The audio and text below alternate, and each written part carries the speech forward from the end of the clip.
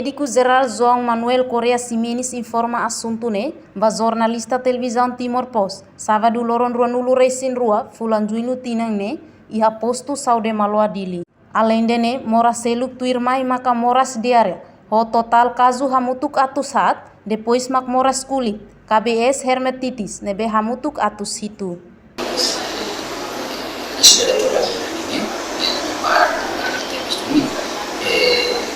Quase 200, 2.000,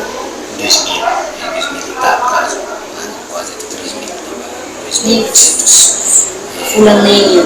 Fulan idadanya, ya fulan tulu kusini ini, sebenarnya sebab total kasus kan ini kusini quase itu, fulan ini quase 10.000, ada konsultan, saya ini quase 10.000. Sekitar 9.000 atau 11.000 rata-rata nih 10.000 sisanya itu kasus paling as bedanya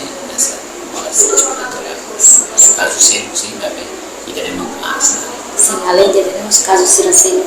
kasus sel anisan dados ini tete saya diarrea temporal depois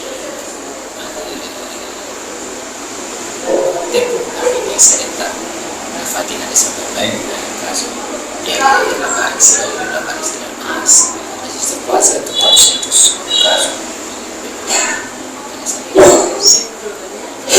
ya serutan semuras kurikunia tanto kemudian KBS dermatitis sesi masih ya para quase 600 ou 700 casos.